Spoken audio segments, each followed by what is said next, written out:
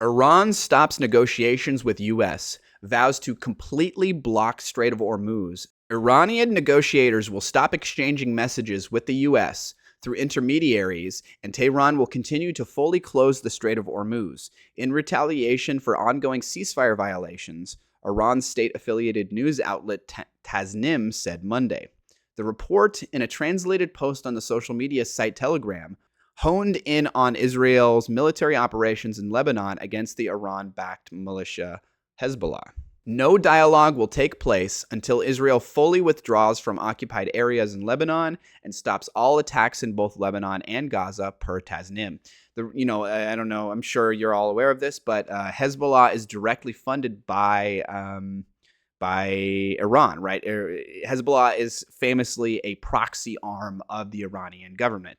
And so, this is not a shock at all. There's no way that Israel would do this. There's no way that Israel would do this for a couple of different reasons, right? One, they've been engaging in military operations in southern Lebanon against Hezbollah for decades at this point. So it's so entrenched in the system that for them to suddenly just stop it all isn't going to happen. Two, Hezbollah is a serious threat to Israel because they're the ones that shoot tons and tons of rockets into northern Israel. They're the ones that literally have in their bylaws saying one of their express goals is to wipe out Israel and destroy it as a country. That it is very much, there's no way Israel is going to suddenly stop fighting Hezbollah, right? And so this almost seems like performative, right? This to me signals that Iran never had really any intention of making this ceasefire work, right? If this is the reason they're going to cite as to why they're going to stop ceasefire negotiations and whatnot, it shows to me they were never really intending to do it, because this is a non-starter. This is a complete non-starter to try and get Israel to pull out of Lebanon and Gaza. No shot. Also, the Resistance Front and Iran have resolved to completely block the Strait of Hormuz and activate other fronts, including the Bab al-Mandeb Strait, in order to punish the Zionists and their supporters, the report said. The Bab el-Mandeb Strait is a trade checkpoint that connects the Red Sea to the Gulf of Aden. Oil prices. This all follows the story I just covered right before this one, and the story came out 2 days before this one, saying that a bunch of these major economic players like the World Trade Organization and the International Energy Agency, International Monetary Fund, World Bank Group, and World Trade Organization coming together and saying we're reaching a critical point and that something needs to be done about this oil shortage, and at some point in the near future this could be a serious problem. This story is after that one, right? So any effect from that story that happened, that story came out 2 days before this one, and I just covered it right before this on this same show. Any effect of that, right? Their canary in the coal mine, warning about the state of the oil economy and the Hormuz and how it could impact us in 3, 6, 8 months is only amplified because of this, and especially if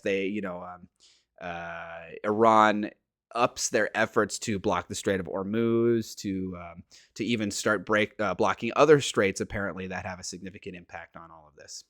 Oil prices leapt more than 7% higher following Tasnim's report, which signaled a breakdown in efforts to reach a diplomatic end to the war that is now in its 4th month.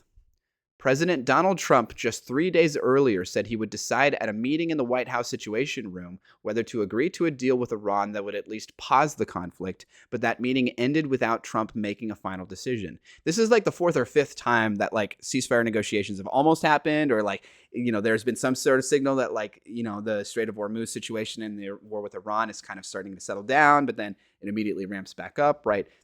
I've also seen a bunch of allegations that all of this is sort of planned to some degree, that they know that no negotiation or ceasefire is anywhere near on the horizon, but that various players in the global economy are making these sort of signals so that insider trading on oil futures can people can profit off of those, because if you look at the price of the future price of the of barrels of oil and whatnot, they've been fluctuating in an absurd amount over the last couple of months, a very dangerous amount, and reaching highs that are very dangerous as well. In the following days, the U.S. and Iran launched new attacks against each other, further eroding the tattered ceasefire that has already been repeatedly ruptured by kinetic military operations. Yeah, I'm about to cover another story about how Iran launched a successful attack on like a U.S. airbase in Kuwait, I believe, and killed a number of U.S. servicemen just like a couple of days ago, just like a day or two ago. At the same time, Israel has ramped up its military offensive in Lebanon. Prime Minister Benjamin Netanyahu on Monday ordered attacks on Hezbollah-controlled suburbs in Beirut, Reuters reported. It doesn't surprise me that that Israel and Netanyahu are going to exploit the situation with Iran, right? Iran's probably at one of the weakest points it's been in a long time, right? They just had those protests recently against the regime right before the initiation of this Israel-U.S. war against them, where they killed something like 30,000 protesters, and then Israel and the U.S. start this war and bomb a whole bunch of their infrastructure, and then all the Strait of Hormuz stuff. And they've also been lashing out against a bunch of other players. Like Iran famously bombed or shot some missiles at Dubai and places like that. Right? It's not surprising that I wonder if it would not surprise me at all if Iran's support of Hezbollah is sort of restricted at this point. Maybe they aren't providing as much money support, as much military support as they previously did. And so it wouldn't surprise me if Hezbollah is at the weakest state now that it's been in a long time, even though they've had some recent gains in electoral power and whatnot in Lebanon itself. And so it sort of makes sense that if Iran sees, or if Israel sees Hezbollah as a true threat, which they probably likely should, that now is a good time to start going after them more. Iranian Foreign Minister Abbas Araghchi, in a Twitter post Monday morning, said the ceasefire between Iran and the U.S. is unequivocally a ceasefire on all fronts, including in Lebanon. That's just a non-starter, right? There's no way. There's just no way. It's not going to happen. So to me, this signals that Iran internally never had any intentions of making this ceasefire work, right? And you could argue probably this is to some extent the same thing for Israel and the U.S., but Israel is not going to pull out of Lebanon in that regard just to get the ceasefire going. They're not going to, right? And also, I think for not only for legitimate practical safety concerns, but I think they would probably see that as like a loss. You would be basically making a bad deal from their perspective, right? It would be a PR nightmare for them, right? Internally in Israel, there's no penchant for giving Hezbollah any space, any deference. And so, yeah, I think that's a complete non-starter from what I understand. Its violation on one front is a violation of the ceasefire on all fronts. The U.S. and Israel are responsible for the consequences of any violation, Araghchi wrote. Iran's vow to escalate its clampdown on the Hormuz Strait indicates that oil exports from the Persian Gulf are unlikely to increase anytime soon. Now, I wonder if this has some sort of connection with China and whatnot, right? I'm sure Iran is experiencing a lot of economic hardship and difficulty from all of this. And so shutting the Strait of Hormuz is not good for them either. Let's not pretend obviously the shutting of the Strait of Hormuz is really bad for the global economy, but I'm sure it's also bad for their economy domestically. And so I wonder if they're doing this, at least maybe to some small degree, at the behest of places like Russia, who's supported Iran for many, many decades, who has a sort of a pseudo-military allyship with them, and places like China, who's also connected to Russia and to some degree connected with Iran, to try and weaken the U.S. hegemony and their position economically in the world, right? Because if this continues for 3, 6, 8 months and we reach that true tipping point where the strategic petroleum reserve can't be drawn on anymore, where we reach a critical state with oil reserves and its effect on the world economy, right? It's going to have, I think, a disproportionate effect on the U.S. economy, right? This is a great way if you really want to smack the U.S. with a stick and ruin their position and hurt their position abroad and with regards to their position in the global economy.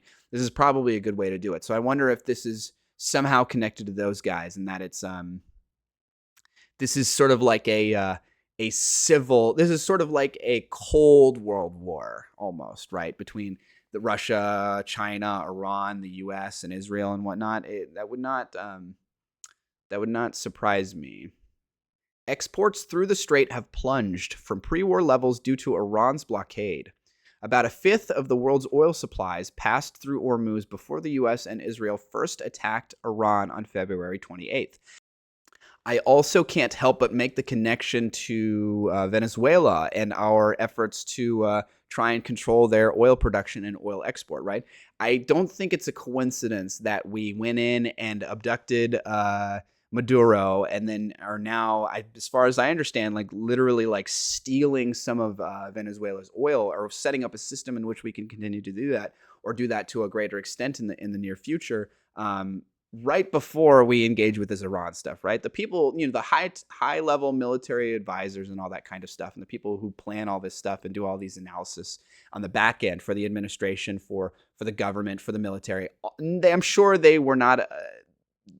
I'm sure they knew the possibility of this sort of a thing happening with the Strait of Hormuz, with Iran, if they went in with Israel to attack Iran like this. I'm sure they were aware of the possibility of its effect on the global oil supply chain, on oil prices globally. And I just wonder if our efforts in Venezuela over the last year or two were an attempt to sort of lay the groundwork to maybe in the future, if that crisis point is hit in 3, 6, 8 months, to maybe start doing something nefarious, like just straight up start, make up that delta from losses of oil production in Iran and that region going through the Strait of Hormuz by literally just like stealing it, or something along those lines, manipulating the oil reserves of Venezuela, because they're one of the most oil-rich countries in the entire world. They have some of the largest untapped oil wells available anywhere. Barrel prices for Brent and WTI crude oil, while still highly elevated from their pre-war levels, had retreated by double-digit percentages in recent weeks, as investors grew optimistic about the prospect of a deal that would fully reopen the Strait. But some of that optimism appears to have evaporated following Monday's developments. Ship traffic through the Strait remains effectively choked off, as it has been since the start of the war, due to Iranian threats and a retaliatory U.S. blockade. While a trickle of vessels has been able to transit the waterway, traffic has stayed far below pre-war levels, when over 100 ships would pass through each day. Iran's efforts to exert control in the Strait have raised concerns that Tehran could impose a tolling system on passing ships.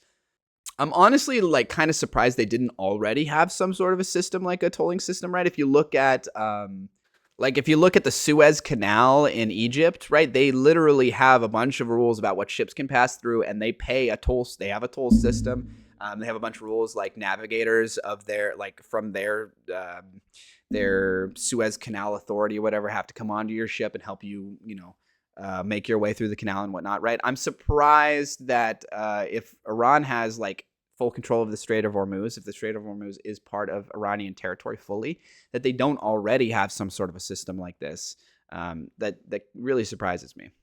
Trump, in a Truth Social post early Monday morning, insisted that Iran really wants to make a deal, while chastising U.S. critics who keep negatively chirping about his handling of the war.